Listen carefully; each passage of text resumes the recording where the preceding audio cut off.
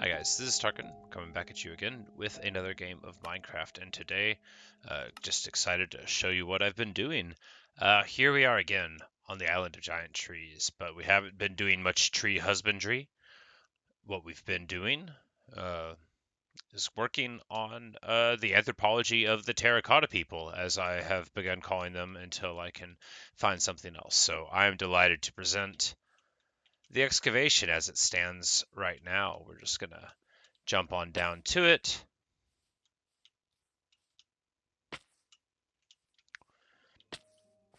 So, a few things that we can ascertain now that we've excavated basically all of the terracotta people's things. First of all, we can see clearly where sea level is, and this is all underneath it.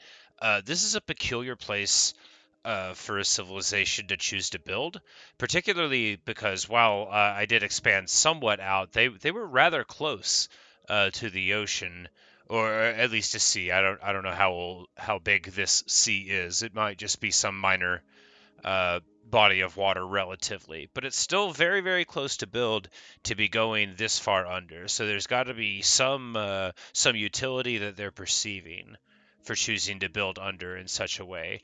We have what I have taken to calling the Tower of the Sun, this central tower. I named it because of the sort of yellow sunburst flower pattern on the terracotta glazed yellow tiles.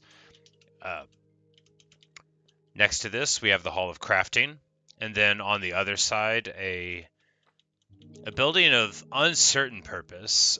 This one here, we do have two black terracotta markings, perhaps guild markings. We're going to see a lot more of those as we go over. Here, we have one of three metal artifacts that are found in the entire civilization. This cauldron.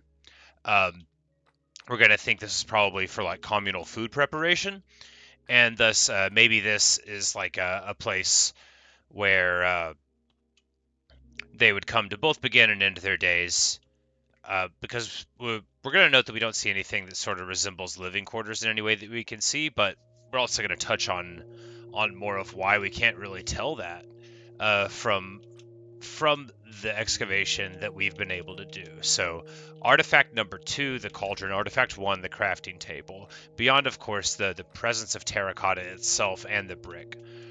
But the fact is that we're not seeing any more metal.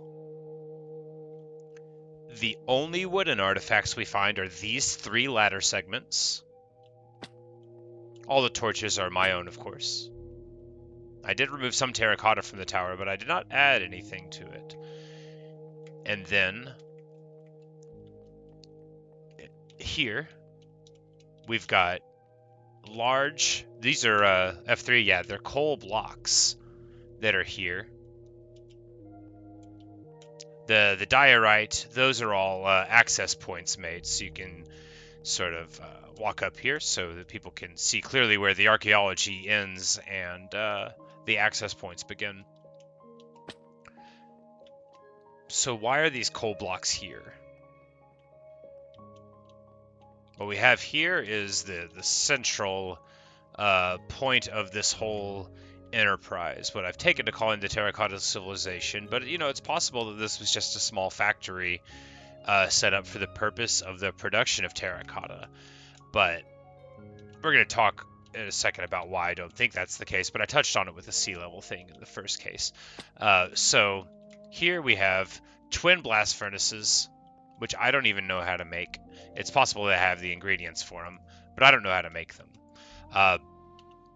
It could have been that they came here for readily available fuel sources, because the spruce grows so large in this old growth pine taiga that they could have used those for that.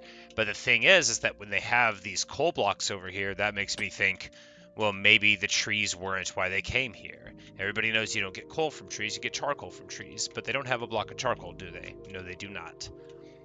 We have this room here.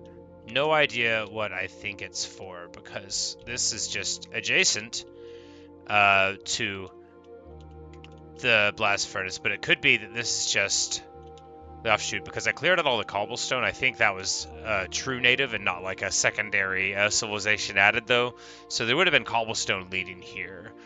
So with that in mind, this would have been just the room that you come to move in, and this would have been the very, very hot blast furnace room. But because of the passage of time, we don't have any organic artifacts at all besides those three ladder segments. We don't have beds. We don't have hammocks or string. We don't have books. We don't know if this was a literate civilization. We know that they had metallurgy and that they made terracotta.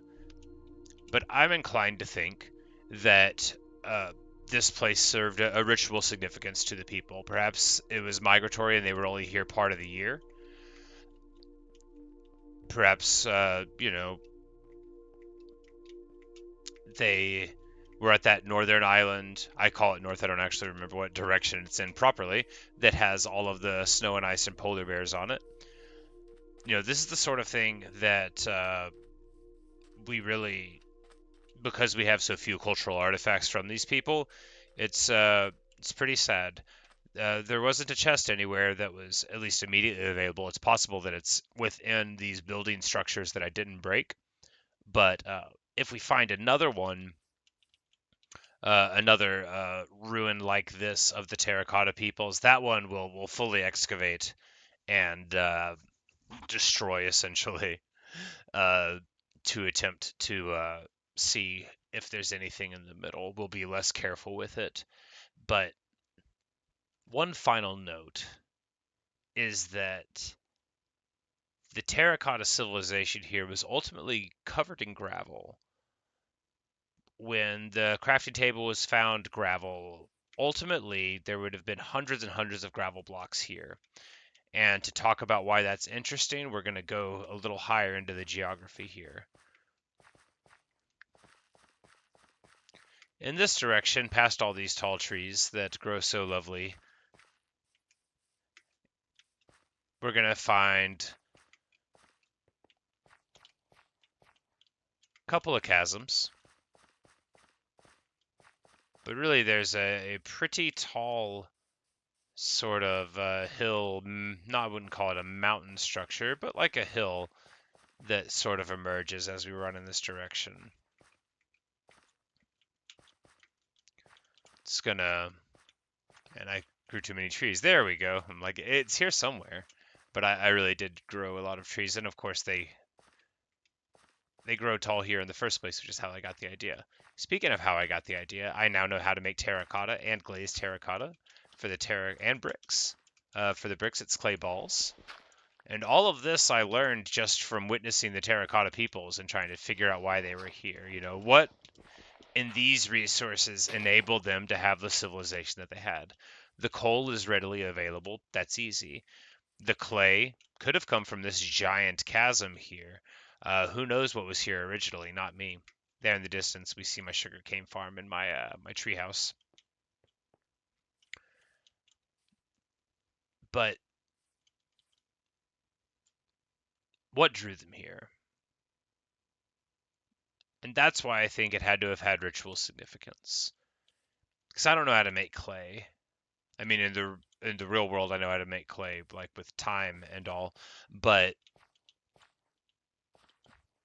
they had to have chosen a reason to live there in particular. And the other reason I jumped up there is to show that we don't have any rivers to speak of here. So that gravel would have come from the ocean.